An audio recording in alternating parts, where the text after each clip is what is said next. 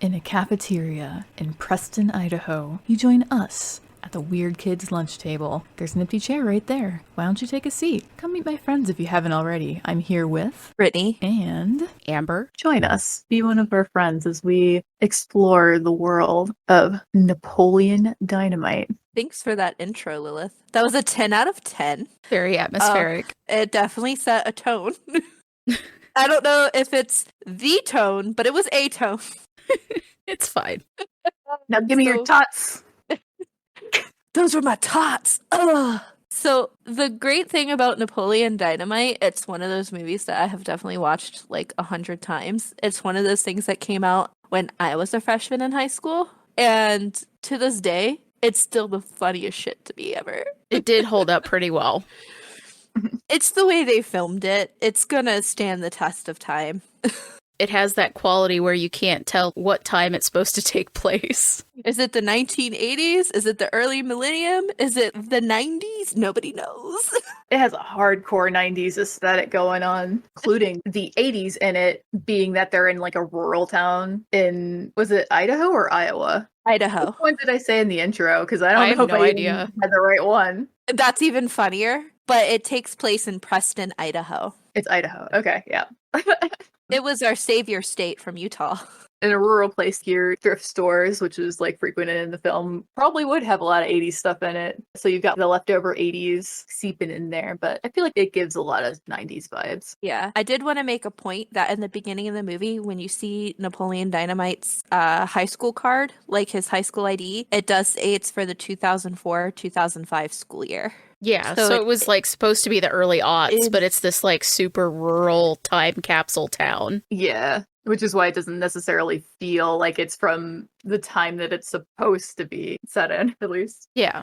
Yeah, this town is so rural that it actually had what looks like a recess for the high schoolers. I'm assuming it's PE, but they got to play like recess games. So I think it's just that there's one school area for all the grades, because like the kids on the bus with him were little. Yeah, it was like a mixture of ages, so I think they just all go to the same place for school. That's how my husband's high school was. There's actually like a separate little like grade school area with a playground for the children because it was that small. Yeah, he's from like a small, tiny little place. That would make sense because if you're from a small town, you might not necessarily have enough people or enough funds really to build whole separate buildings for every single type of school. Yeah, I know that we've all been looking into the movie the past couple days. Did anyone find any like good background that you want to talk about? I mean, the budget is pretty hilarious in my opinion because you got to think these guys came into the Slam Dance Festival with a short and was like, hey, look at my short, which is a condensed version of this movie. And then the guys were like, man, this is great. You know what? You should drop out of film school, out of college, and make this into a movie. And the Hesses were like, you know what? Bet, let's do it. So they drop out of school to make this movie, and it had the smallest budget in the entire world. $400,000, which, I mean, that sounds like a lot of money to us poor folk, but for an actual movie, that is a garbage budget. John Hader, Napoleon Dynamite, got paid $1,000 for initially. That's it. Just $1,000. That was what he got paid for that. It's less than a shoestring budget for a full-length film. Right. And the fact that in less than a year after its release, it grossed damn near $45 million. That's insane. That's a box office hit. Oh, for sure. Especially when you think of how much was just pure profit off of that. And honestly, almost all of it. Yeah, like basically all of it. So with the shoestring budget, you got a lot of the people acting in it are neighbors of the director that grew up with him in this town. So they were like people that he knew and family of the actors in the movie as well. Like, you know, the wedding scene at the end, half of those are LaFonda's actresses' real life family members. I think it makes it very charming that there are all these people that are not necessarily like big name actors. They're just the real people that just happen to be in this movie. Yeah. And I think that was a really cool opportunity for the town. Like, did you know they had a festival for like 4 years? Yeah, Yeah. Like from 2004 to like 2008, just a Napoleon Dynamite festival where they had a tot eating contest. Yeah. Oh my gosh, that sounds perfect. I wonder if it's still going on because I'd go. I don't think so. I wish it was, because that would be amazing. Yeah, like I don't see it going on anywhere. There's a whole page on the Preston Area Chamber of Commerce site about Napoleon Dynamite. Oh, wow. I know, like, people from the town were interviewed and said tourists are just there because it was the setting for Napoleon Dynamite. So, like, people go there because the movie was set there. Kind of like the place here in Connecticut that Gilmore Girls was set in. Star Hollow was based off of. Was it Star Hollow? It was Stars Hollow. Stars Hollow. Okay. Mm-hmm. So there's like a town around here that town was like based off of. People, like real people, want to go there because that show was filmed there, and people want to go to Preston, Idaho because Napoleon Dynamite was up there. It's like the Twilight fans salivating over Forks, Washington, which that's going to be me in the future. I will be staying at that Bella B&B. I didn't know that was an actual town. That is a real town in Washington. Yes, it's a very small town. Yeah. Surprise. So Preston got its claim to fame with Napoleon Dynamite. It had a small budget, but it was still a phenomenal movie. I mean, the fact that John Hader was like, you know what? I'm going to create all these drawings myself. Yes, it's so good. Except for the unicorn drawing. All of the drawings in the movie are his. And I love that. His liger is superb. I want that to be my spirit animal. It's just his drawn liger. His portrait, fantastic. 10 out of 10. Yeah, Amber, with you being the artist in the group, go ahead and give us a little bit of a review of his artistic skills. Oh my god, let me pull up the drawings. I was just pulling up the drawings too because I haven't seen them in like so long. To be fair, they're not all that bad. Okay, they're all that bad. But like he wasn't an artist. For somebody who like clearly doesn't do art, it was good. I think it would have been like too much for him to have actually been good at art. God, that's perfect. He gave me enjoyment. I enjoyed his art. It entertained me. They were fun pictures. Like as a high schooler, I would have probably printed those out and tacked them on my wall. Oh yeah, for sure. Now people make like stickers and keychains and shit of them. And it's funny because, like, I watched, like, a few videos to kind of, like, jog my memory about the show and just listening to people talk about it. It was surprising how many people actually thought that ligers were not a real thing because of Napoleon Dynamite, or, like, not necessarily because of Napoleon Dynamite, but, like, they saw these drawings and they were like, oh, well, like, ligers are not a real thing. But ligers do exist in real life. Yeah, he just kind of drew them kind of like wingless sphinx. Yeah. Their faces were a little too human when he drew them. Yeah, he gave them kind of human-ish faces and spines for some reason. And in some depictions, I don't know when I'm Googling this, some of the depictions have like a sort of spiked club tail and others don't. So I don't know which one is the one that he actually drew in the film. The spiky tail and the spikes down the back are in the film. Okay, that makes sense. Because, like, I see the spikes down the back in a lot of these, but some of them have, like, a regular lion tail, and some of them have the spike tail. So it's like a mace. Yeah, like a mace tail. Yeah. So ligers do exist, but they do not have spikes, human faces, or mace tails. No, they're not dragons. They're just big cats. Very big cats. Napoleon Dynamite was a sweet ninja who had to use his ninja skills. So he just depicted that kind of energy into his drawings. Yeah. Oh, yeah. Yeah. I'm going to be honest here. 10 out of 10, I would have dated a Napoleon Dynamite. I thought he was... In high school? I thought he was super cute. I would have dated him. His weird little perm and all. Which, talking about perms, I just find it so funny that John Hader was like, I'm going to commit to this role. And he got a perm. You have to live with that for like 6 months to a year, especially when you're a guy and your hair growth isn't as like extensive. Like that's 6 months to a year's worth of commitment having that perm. And honestly, sometimes more, because like I know my mom, when I was younger, got a perm and it just stayed that way. Like, sometimes that happens. Her hair is still to this day pretty curly because she just permed it and it just never went back, I guess. Like it's not exactly the same as whenever it was first permed, but it's still curly now. It's pretty harsh chemicals in your hair. I mean, it changes the entire like integrity and structure. Like there's a science behind it. I just don't know and I don't care enough to figure it out, but it changes the whole business of your hair. The hair so it doesn't, the hair business. So it doesn't surprise me that it could potentially have a permanent effect. It's perm in it. God damn it, Lilith.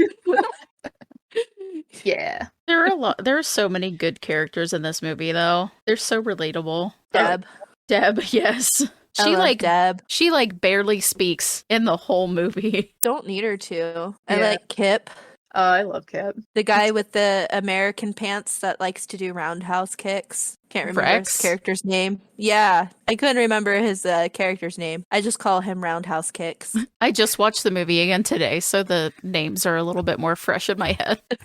That makes sense. Yeah, Rex is cool. Like, I always liked Diedrich Bader. I'm glad Just he like took him the as an actor. role. Yeah. I Okay. feel like he was pretty well known by this point too, because this was after he spent however many, well, I don't know how long the Drew Carey show went on for, but that's what I originally saw him in first. Well, I know that he decided for this movie because in an article I read, I can't remember which article, but it stated that after he read the script, he thought this was the funniest film he read since like Office Space. I could see that. So he was on board just from reading the script. That makes sense. That's kind of like the gist that I got from like a lot of the folks when they were interviewed about this. They all kind of like said that they thought it was amazing. A lot of them were willing to sign on for pretty like not that much pay because they just believed in the project. I mean, Also- this is coming from a fresh out of college dropout. It was a real gamble to get on Right. board with this film. Oh yeah. Like, big what were they time. going to do if this didn't succeed? They put I mean, all like- their eggs in one basket. Like some of these folks, they had a career outside of it, but like a lot of people, this is also kind of like their breakout role. I think Grandma in the movie, this might have been like, I don't know, she's been doing stuff forever, but she goes on to become Mac's mom in Always Sunny in Philadelphia, which is amazing. Yeah, I mean, it's John Hader's breakout role. Yeah. Yeah. So he wouldn't have had the success as an actor as he did if it wasn't for this movie. The grandma was Sandy Martin. That is that actress's name. yeah. I love her as Max's grandma. Oh my gosh, she's so good.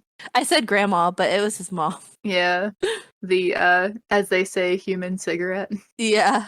She was a freaking chimney. Oh, But- Deb went on to have a pretty prominent role in Grey's Anatomy. Oh, wow. I don't watch Grey's Anatomy, so I had no idea, but good for her. I didn't either. She also had a pretty long running part on Veronica Mars. Huh. I haven't seen in so long that I wouldn't have known that it was her in there. Yeah, this is So- an old running drama series. Is that what you would call them? I mean, I know Grey's Anatomy is a medical drama. Yeah. I would consider it. Yeah, it's a drama. Yeah. Yeah. Apparently, she was in Waterworld. Yeah. I had no idea. I mean, I liked that movie a lot as a kid. It's not a good movie, No. but No. Kidney really liked it for some reason. Sometimes the movies we like are interesting. I'm sure you like grasped onto something. It's like the reason why I like certain movies. They don't have to be good movies. They just have to entertain me. So if there's an entertaining quality to it, I will latch on to that and I will love that movie to pieces. A prime example is Joe Dirt. It's not a particularly good movie, but it's the funniest movie in the entire world to me. And I will laugh every single time I see it. We should talk about that movie sometime. Oh, I definitely absolutely. do. I loved Joe Dirt. Like, Who doesn't love Joe Dirt? yeah, I feel like that one's pretty universally. Is that another cult classic?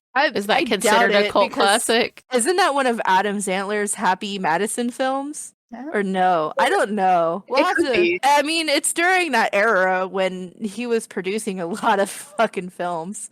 I'm gonna look that up. Real The quick internet because calls it it'll a bother me. cult classic too. It calls Okay. Napoleon Dynamite one too. I was Oh. also looking at the other It was actors. Happy Madison was involved in it. the It other was Yeah. okay. That makes sense. Joe Dirt. uh, Sorry, go ahead. I was looking at the other actors because, like, I really liked Farmer Lyle. Apparently, he passed away last year, Aw. like a year Oh, ago, like in no. February. Was he the one that was the real life neighbor of the director? Yeah, he said, my wife called Jared Hess's mother and asked if one of her boys was there. He came over, he had a friend with him. I drove the truck out to the pasture and the sheep came over. They grabbed those bucks and pushed him into the truck and we got them out of there. Like, he was just doing stuff for him and then they were like, hey, you want to... Do the scene real quick? Yeah. He's like, hey, can you come over and help with chores? And then the guys were like, hey, can you be in this movie? That's an interesting add-on, especially for one that ended up becoming such a widely known movie. Yes. That guy became famous, essentially. Like Dale kind Critchlow, of- I think, is how you would say that. Interesting. Yeah, I had to go into a different thingy to see the entire cast and crew. Yeah. Yeah.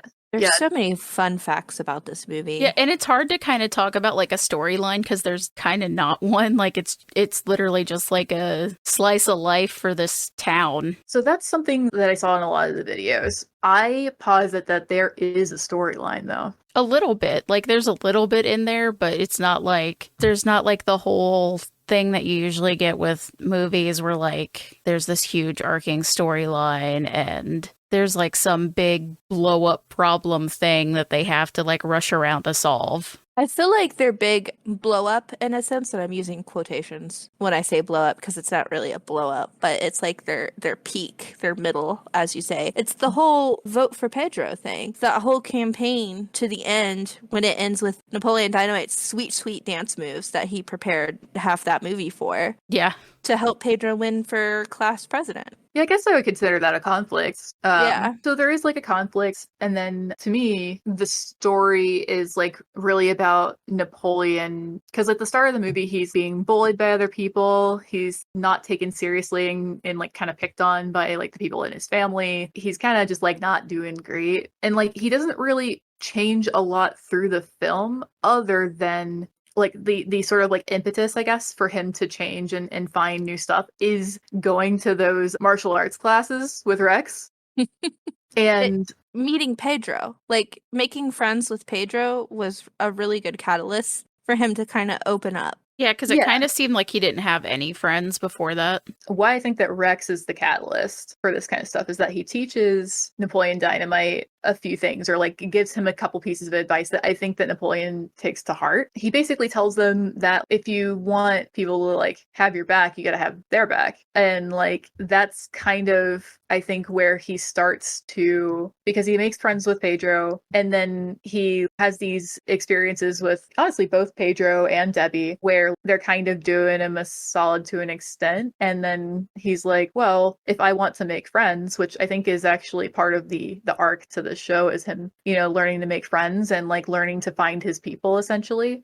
And I agree with that. I think that was really a big point of the movie. And he like literally thinks about it. Well, like these people seem to have my back. How do I have their back? And he does things to show that he has their back. And I think that that makes them all closer as friends, or it helps bloom those friendships. Yeah, so like I think this is a story about somebody who like is kind of neurodivergent, finding their people, their tribe essentially, learning how to be a good friend. To me, that's the storyline. Well, he's got like two primary conflicts. He wants to help him run for school office. With Debbie, he wants to get close to her, but doesn't quite know how. There's that sort he of like, likes her and he doesn't know how to express it. Yeah. And it's kind of endearing to see him try. It's really cute. I love it so much. I love them so much. I hate Uncle Rico for being a creep to Deb to sell his titty pills or whatever the fuck it was, that whatever pyramid scheme he was in on that time. I think they're titty pills where it's like, yeah, if you take the supplement, your tits will grow.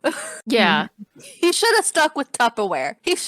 I feel like it wouldn't have the moms in the Tupperware. But it wouldn't have been as bad if he wasn't like, Napoleon said that you would like this. Right.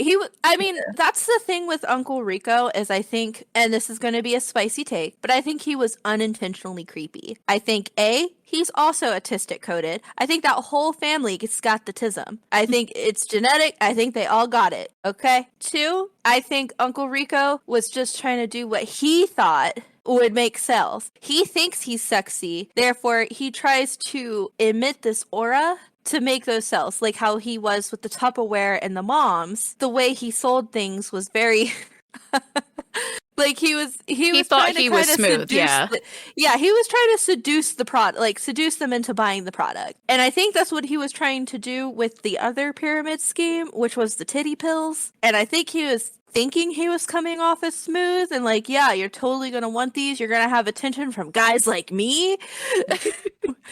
Which did the opposite. Nobody wanted these titty pills. No. I disagree. I don't think anyone that's creepy does it intentionally. I don't think anybody, when they're doing their thing or what have you, thinks they're creepy when they're doing it. But like, I don't know, regardless of like whatever you're trying to sell and whatnot, one, like he's definitely not smart. Like he No. peaked in high school. Yes. It seems like he's just stuck in like his high school peak. He thinks he's still that person from high school, and it doesn't seem like he really tried to better himself at all like after high school. So I think he's just kind of dumb, and it doesn't seem like he really does, like he doesn't really have like friends or anything. It seems like he just hangs out with like his family and like keeps trying to like record himself like throwing a football and stuff. So I think he's just like kind of stuck in this like glory days thing, and like yeah, he's trying to like sell stuff, but it's not really like, it is really dumb to try and sell to children because they don't have money. And these like supplements or whatever that he's trying to sell are probably pretty expensive because that's how MLMs are. Like the stuff that they sell is really expensive. So like a child is not really going to be able to afford it in the first place. So even if he was like trying to sell it, I can see that like he's probably like too dumb to get that like these kids aren't really going to get it. But also I think it should be pretty obvious that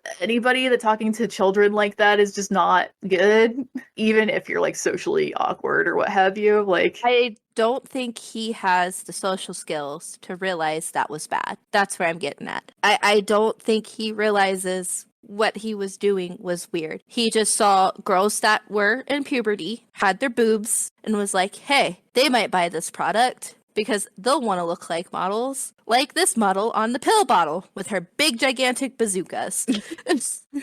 like I definitely get where you're coming from. Yeah. I just don't see. I just don't think he was intended to be a hated character. I just think he was intended to just be this weird uncle. Like, Well, he's yeah. a weird uncle. He's definitely not intended to be a bad character because the story doesn't punish him in any way for doing these things. But I don't think that means that he wasn't in the wrong, or that he wasn't, or that he shouldn't, or that he wouldn't have known better. Like, because it's not necessarily social like stuff. It's like, you know, he's speaking to children, and I think it's kind of a like, even if you're not like socially like there, like you kind of know that you got to be careful when you talk to children. Yeah, Like, I'm not saying it was right. It's definitely a wrong thing to do. That is something we will full-heartedly agree on, is that is predator-like behavior. But also, I try to keep in mind this is 2004, and that was the type of humor back then. Because remember, was it like there was even that Oingo Boingo song where it's like, I like little girls, they make me feel so nice. Yeah. Like that was a whole sticking humor point back in those days, and like I'm pretty sure there was movies. Pedophilia was a joke, or was like not pedophilia, but the high school girls joke. Like the high school girls, like I keep getting older, but the high school girls stay the same. Because you think about the old Ryan Reynolds movies, right? Yeah. Like that was that whole thing, like American Pie. What was the Ryan Reynolds movie? I don't know, but Dane Cook with waiting, like that whole thing was kind of fucked up because he waited till that waitress turned 18. Oh yeah. Like that was a whole thing in the early 2000s. Like that was a whole movie thing.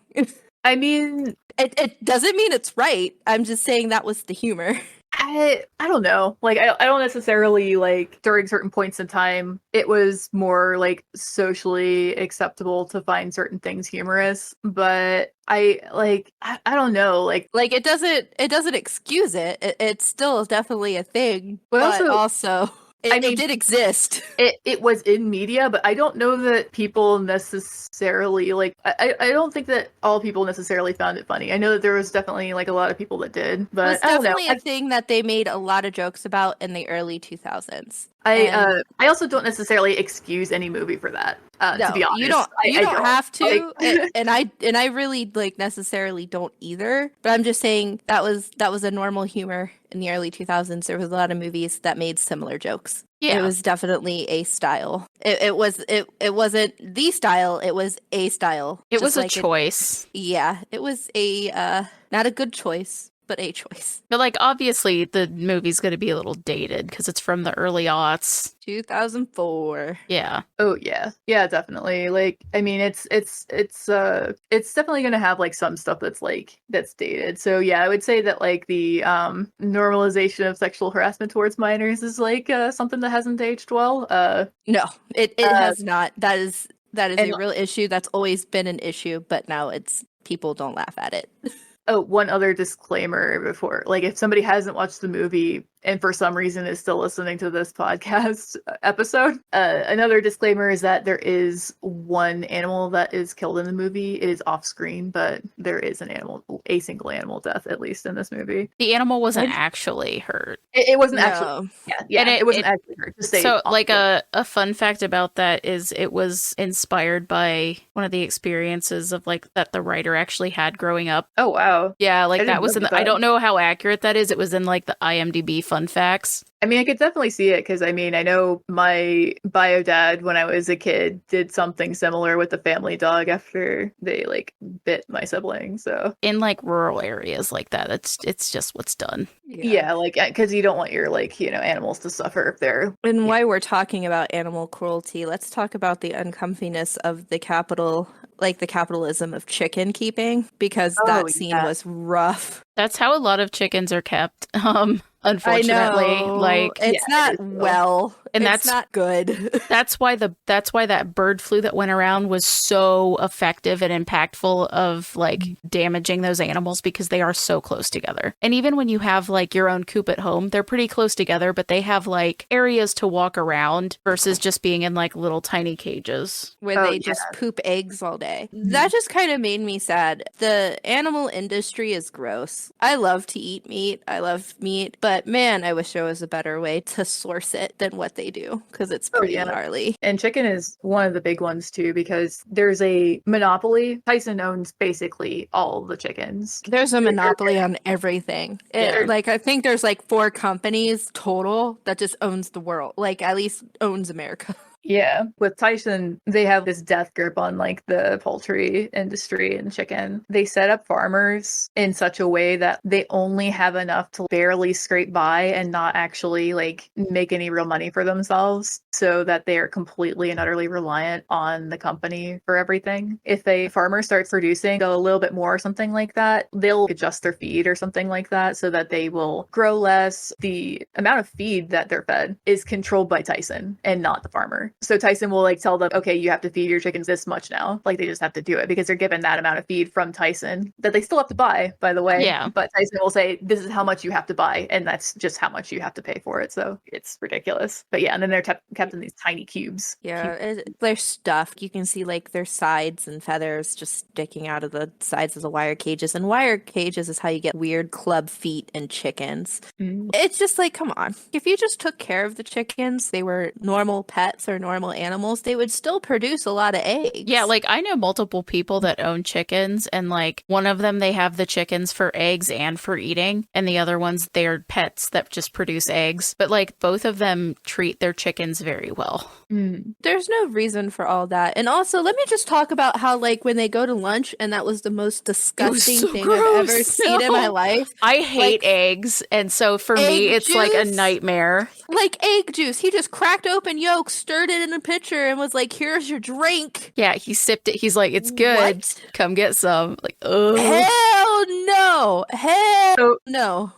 That's nasty. Something funny about that scene is that I think that drinking like raw eggs or something like that is a thing with the director, and it's like symbolism for gaining strength or something like that, because it happens again in Nacho Libre afterwards. I mean, people do that, especially if they're like bodybuilding and stuff. It's extra protein, but it's that just, texture, like, I could not. Oh, it's sitting in the sun. It's like those egg salad sandwiches. I like egg salad, but that shit's just sitting outside.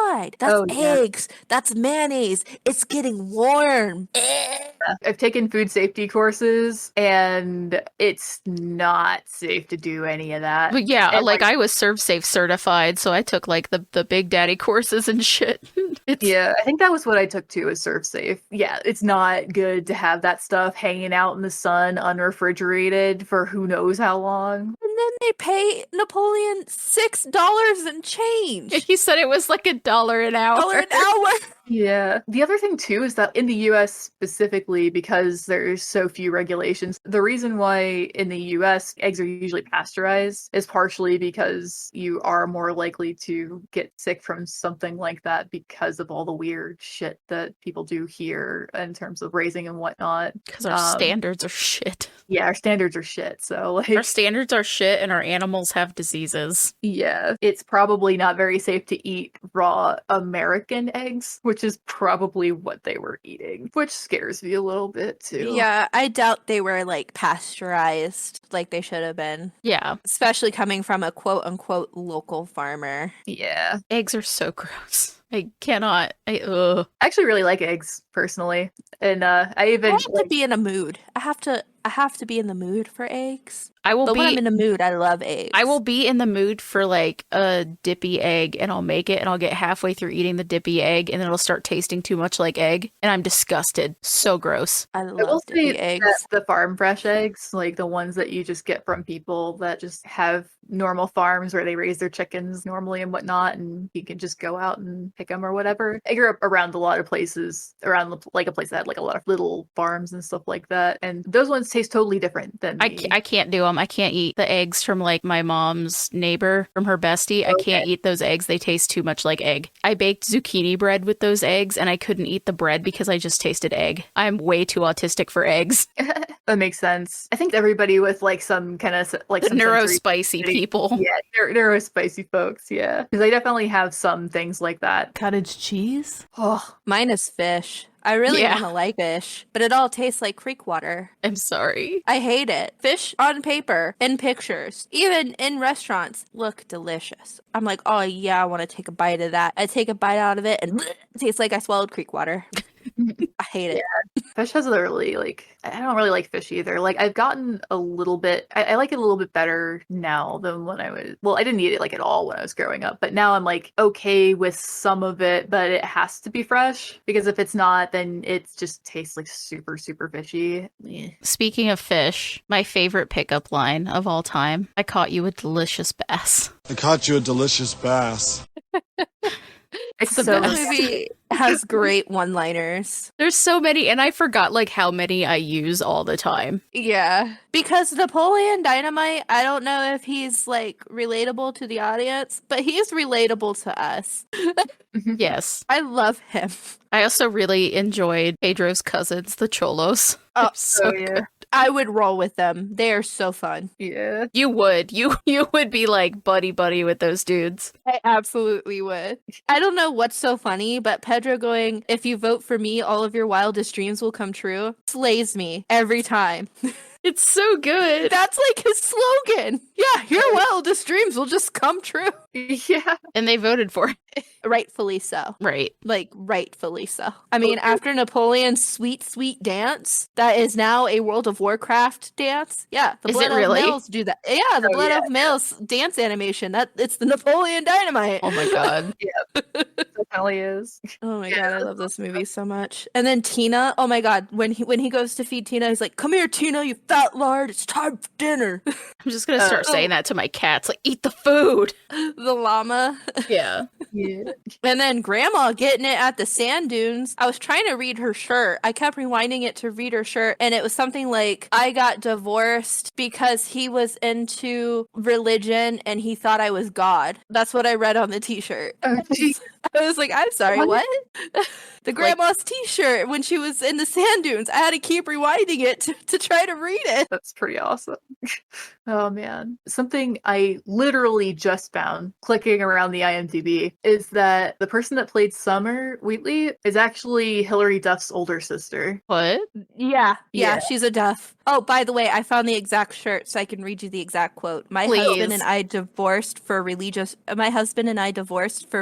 reasons. He thought he was God and I didn't.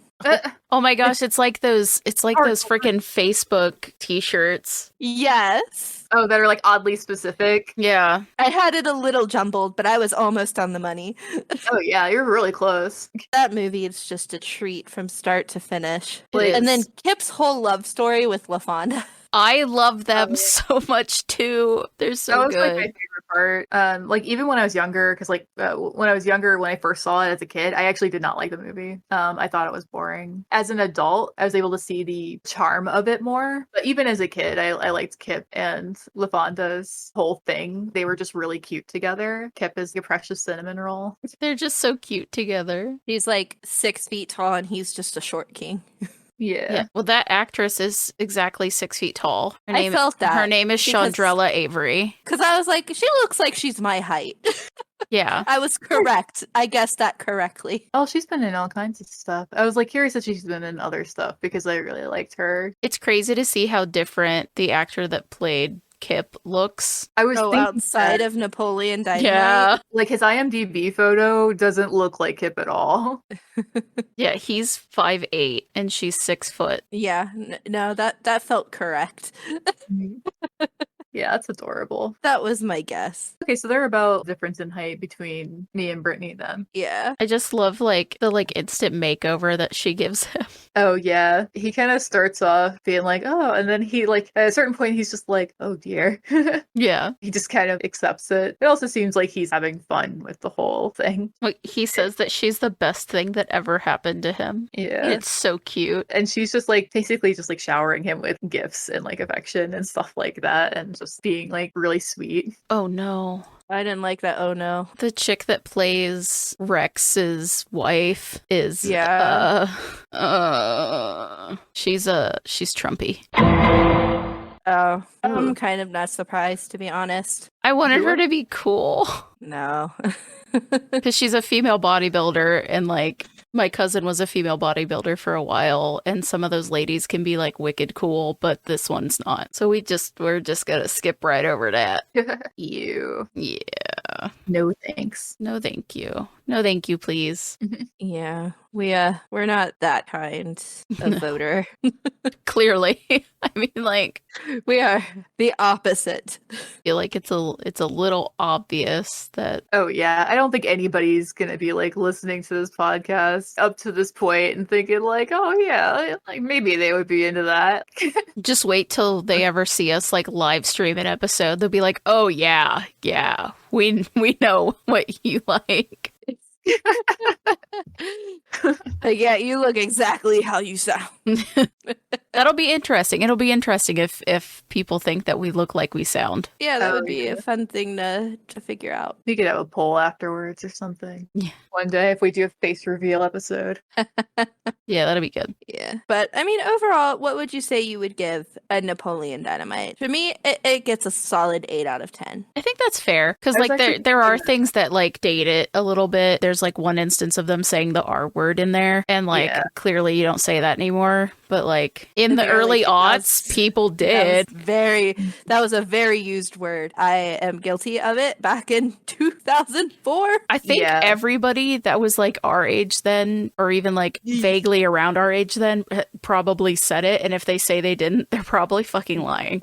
Yeah. Yeah, no, I definitely remember that I also said that like when I was younger. Oh yeah. Yeah, along with the F word. That was a big one in the early 2000s too. That was thrown around a lot. Yeah, the F slur, yeah. That was Yeah. that was Oh, thrown okay, around a lot. I Yeah. know what you're talking Not about. It took me a second. fuck. Not fuck. Yeah, I was like thinking, yeah. I was like, I fuck. say fuck all the time. No, not that one. The other No. one. Okay, I know which one you're talking about. Honestly, I've only ever said it when referring to an actual bundle of sticks.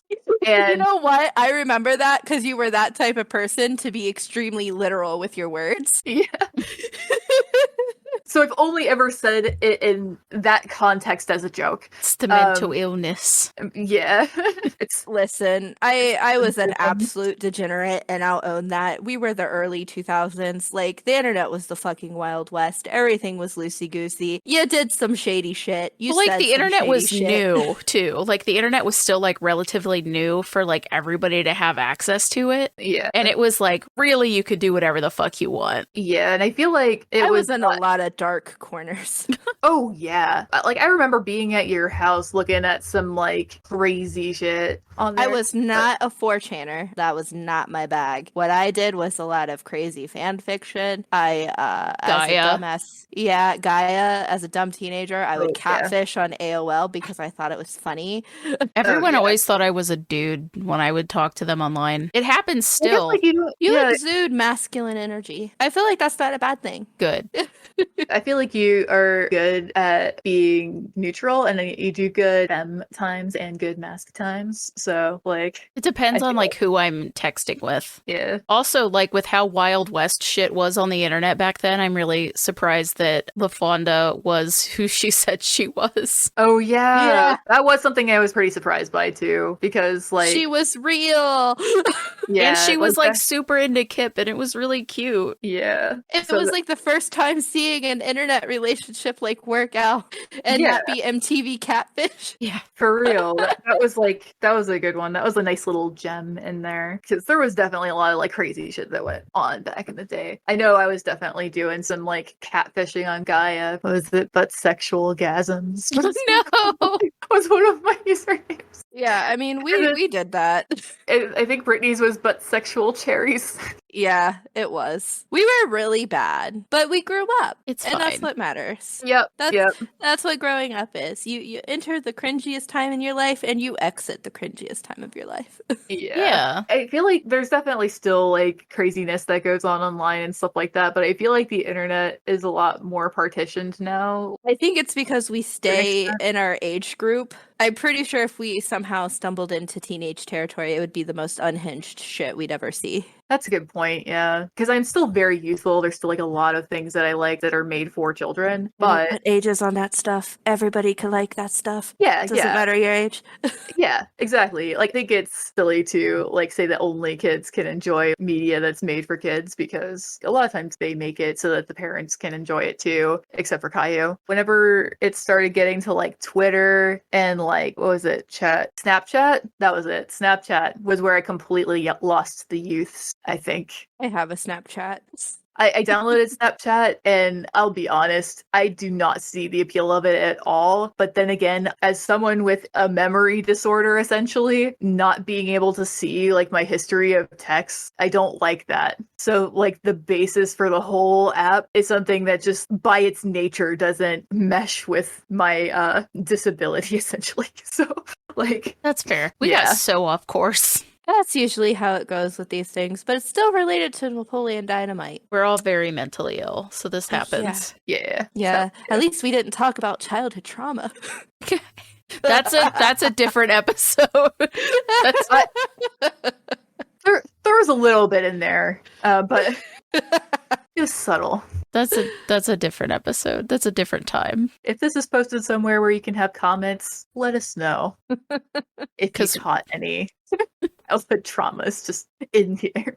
Well, you can make it a Weird Kids Lunch Table Pod drinking game. Take a drink every time we talk about childhood trauma. Please don't. You might get alcohol poisoning. Yeah, I was about to say we might have to tone it down if we're alcohol We're poisoning. gonna make it a legit drinking game. Yeah. Yeah, but I mean, just to try to give some final thoughts here, I'm swinging back to, I believe it's a solid 8 out of 10. I think the acting's great. The camera shots are great. I think overall it felt like an indie film, and I loved that, especially since it was like an MTV Presents. It was definitely a little bit different than what MTV was producing then, and I really had a crush on John Hader back then, so yeah, I liked it. He was very cute. He's still very cute. Yes, he is still very cute. I have a type, and it's like Michael, Sarah, John Hader type of tall, scrawny white man. I feel like if I had to choose two people that your husband was a blend of, that would be It's it. those So- two. I was thinking about that earlier. I was like, oh no. He's like, if they had a baby. Yeah, he is the result of an impreg fan fiction between Michael Cera and Napoleon. But yeah, I could definitely see that. You know what? I was actually thinking 8 out of 10 as well because it's like a solid movie. It's got this timeless appeal to it. There are bits of it that did not age well, but overall the story hits well and there's a lot of charm about it. Performances are really good, even from people who were not actually actors that just had parts in the film. I thought they did a really good job. It's overall like a really good movie. I do recommend it. I also recommend people watch the Sock Baby short films in which John Hitter and his twin brother are both in the 4th installment of it. I don't know. I just like to plug that stupid mini series anytime I can because I fucking love it. I'll have to check it out. Yeah, I'll definitely have to give it a watch. So what about you, Amber? What are your final thoughts? I think an 8's fair. Like, I was looking at what it has on, like, Rotten Tomatoes and stuff, and it's got, like, 72% on Rotten Tomatoes, which I'm surprised isn't, like, a little bit higher. On IMDb, it's got a 6.9 out of 10, which I am also surprised isn't a little higher, just because, like, I've never met somebody that, like, just says they hate the movie. Yeah, me neither. I mean, I kind of did when I was younger. I liked parts of it, but like I didn't really like it as a whole as a Yeah. kid. I And mean- there has been some like polarization to it Yeah. as well. Like there are some people, I imagine that solidly neurotypical people probably do not like this movie. Oh, probably. I mean, like, there's a couple parts that, like, I really like. I usually don't like too many montages in a movie, but there's the montage of them just, like, hanging up the Vote for Pedro flyers, and I think it's the funniest thing, because, like, it just dramatically zooms in on him, like, pulling tape. Yeah. Just the way it's shot is very funny to me. But I mean, yeah, that was one thing I actually really enjoyed about the film was the shots, like the individual yeah, shots. it was Like, very good. The first It time was I very saw good it, work. I think it was before I actually took film classes. I think that that's part of the enjoyment that I can get out of it now is that I understand more about storytelling, more about how to line shots and do all that stuff. And I can appreciate the aesthetic choices that were made in these shots and how well they were done. Yeah, it was really well done. And, you know, I feel like the movie was definitely made for our generation. It definitely hit us, you know? yeah. So I really love that because, like, I feel like all the people we talk to are people our age, and yeah, they like it. I haven't met anybody specifically that disliked it, except apparently Lilith, but she grew to end up liking it. So moving Yeah. right. It grew on me. Yeah.